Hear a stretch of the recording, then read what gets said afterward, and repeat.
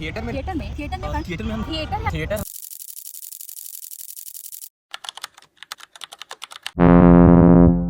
नाटक या थिएटर जब हम करते हैं तो जो कलाकार डायलॉग भूल जाते हैं उनको हमेशा फोर्थ वॉल मानना चाहिए। फोर्थ वॉल मतलब एक आपके वॉल पीछे है, दो साइड में होती हैं, और ऑडियंस को भी एक वॉल मानना चाहिए। जब आप ऑडियंस को एक वॉल मान लेंगे तब आप अपने डायलॉग हमेशा बोल सकते हैं। तो ऐसा है कि कला जो है वो हमारे जीवन का रसगुल्ला है।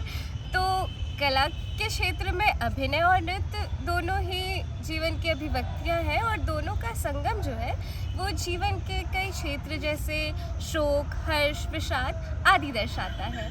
थिएटर में नाटक और संगीत दोनों एक दूसरे पर ऐसे आधारित हैं जैसे कि प्यासे के लिए पानी, और संगीत को हम महसूस करते हैं, नाटक को देखते हैं। थिएटर में नाटक और संगीत एक सिक्के के ही दो पहलू होते हैं।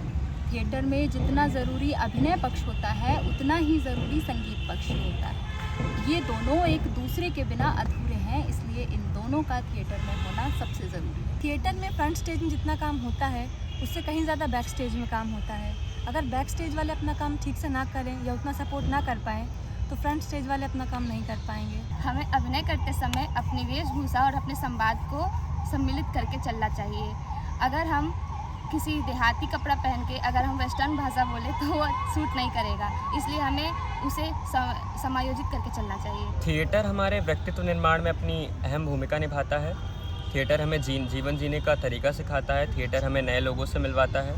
थिएटर या नाटक हमारे समाज के इश्यूज़ को, समाज के प्रॉब्लम्स को समाज के ही सामने एक बहुत ही प्रभावशाली ढंग से प्रस्तुत करता है। थिएटर हमें केवल अभिनय नहीं सिखाता बल्कि आत्मविश्वास, अभिव्यक्ति, अनुशासन और लोगों को समझने की कला सिखाता है। थिएटर में हम जब भी किसी नाटक को करते हैं तो हम जिस भी कैरेक्टर को प्ले करते हैं तो उसमें यह सबसे आवश्यक होता है इस बात का ध्यान रखना कि हम जिस कैरेक्टर को प्ले कर रहे हैं हमें उसमें उस क्षण के लिए प्रवेश करना है, और न ऐसा ना हो कि हम हमेशा उसी कैरेक्टर में जिएं, हमें वापस अपने कैरेक्टर में भी आना होता है। कालिदास जी ने भी कहा है काव्येश नाटकम रम्यम।